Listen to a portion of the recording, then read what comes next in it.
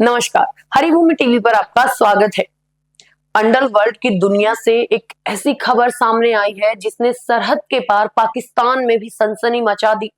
कुख्यात भारतीय gangster Lawrence Bishnoi की एक धमकी ने पाकिस्तानी डॉन शहजाद भट्टी को बुरी तरह से बौखला दिया और अब भट्टी ने पलटवार करते हुए कुछ ऐसे राज खोलने की धमकी दी जिससे हिंदुस्तान के अपराध जगत में भूचाल आ सकता है।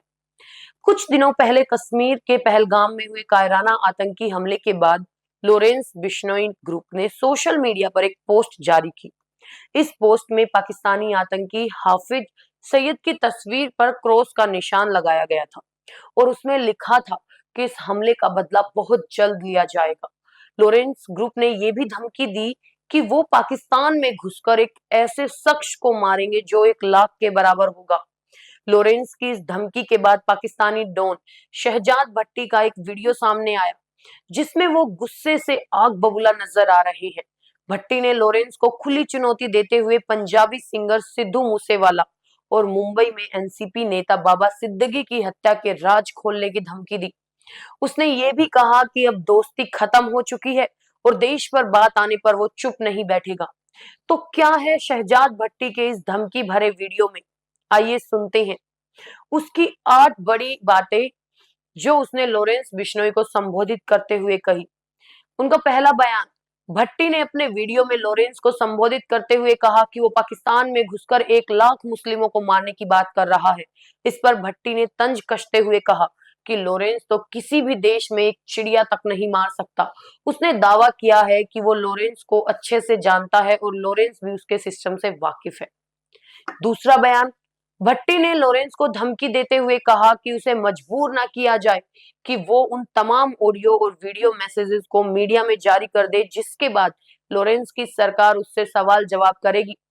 उसने सनसनीखेज दावा किया कि उसके पास इस बात के सबूत हैं कि मुंबई के एनसीपी नेता बाबा सिद्दीकी को किस राजनेता के कहने पर मारा गया। उसने ये भी कहा कि लॉरेंस गैंग का सदस्य जीशान अख्तर पहले से ही बाबा सिद्दीकी हत्याकांड में शामिल है और फरार चल रहा है और ये भी सबको पता है कि वो सब किसके पास है। तीसरा बयान। भट्टी ने जोर देकर कहा कि बाबा सिद्दीकी हत्याकांड से जुड़े सभी सबूत उसके पास मौजूद हैं। उसने कहा कि वो इन वीडियो और ऑडियो को मीडिया के सामने रखेगा, साथ ही उस राजनेता का भी खुलासा करेगा जिसने जिशान को बाबा सिद्दीकी की हत्या के लिए पैसे दिए थे। उसने ये भी दावा किया कि उसके पास इस बात के भी प्रूफ है कि हत्या के वक्त जिशान के साथ कॉल पर कौन मौजूद था और किसकी शह पर यह हत्याकांड हुआ। चौथे बयान की बात करें तो भट्टी ने पंजाबी सिंगर सिद्धू मूसेवाला की हत्या को लेकर भी बड़ा दावा किया। उसने कहा कि उसके पास इस बात का पूरा रिकॉर्ड है कि मूसेवाला को किसने मरवाया, हथियारों के लिए किसने पैसे दिए, हथियार कहां से आए, किसने भारतीय रुपए दिए और ये सब कहां कहां कैसे कैसे हुआ। उसने धमकी दी कि अगर दोबारा उसके देश पर कोई बात आई तो वो ये सब कुछ बाहर ला देगा। पांचवा बयान। भट्टी ने लॉरेंस को उसकी कथित डोनगिरी पर भी कटाक्ष किया। उसने कहा कि जब उसका लॉरेंस के साथ संबंध था तब भी वो उससे बड़ा था और आज भी बड़ा है। उसने दावा किया कि उसने कभी झूठी पोस्ट डालकर डॉन बनने की कोशिश नहीं की और ना ही किसी मशहूर व्यक्ति को टारगेट करके मशहूर होने का प्रयास किया। उसने कहा कि उसने जो भी काम किया है अपने हाथों से किया, इसलिए लॉरेंस को उसके देश की किसी संस्था या किसी मुस्लिम के लिए कुछ भी बोलने से पहले सोच लेना चाहिए। उसने पिछली बार लॉरेंस की उस पोस्ट का भी जिक्र किया जिसमें उसे मारने की बात कही गई थी, जिसे उसने नजरअंदाज कर दिया था। छठा बयान। भट्टी ने साफ शब्दों में कहा कि जब उसके देश यानी पाकिस्तान पर बात आएगी तो वो चुप नहीं बैठेगा।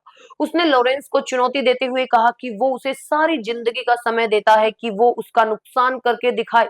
उसने ये भी कहा कि जिसे भी आना हो बताकर आए, पीठ पर वार ना करे। सातवां बयान।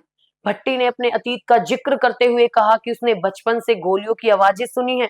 उसने कहा कि उसके लिए सबसे पहले इस्लाम है, फिर उसका देश पाकिस्तान, फिर उसके सभी संस्थान और उसके बाद कुछ और।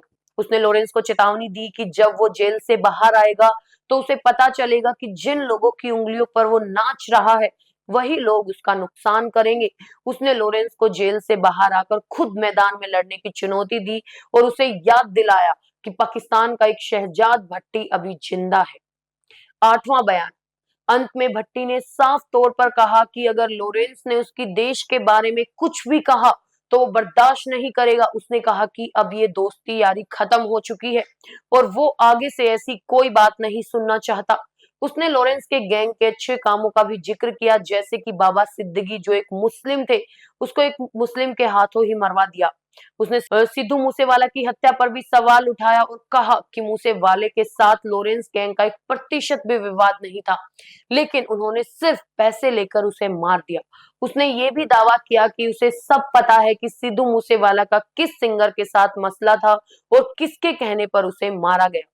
आपको याद दिला दें कि करीब 10 महीने पहले लॉरेंस बिश्नोई और शहजाद भट्टी की एक 17 सेकंड का वीडियो कॉल भी वायरल हुआ था, जिसमें लॉरेंस ने भट्टी को ईद की बधाई दी थी।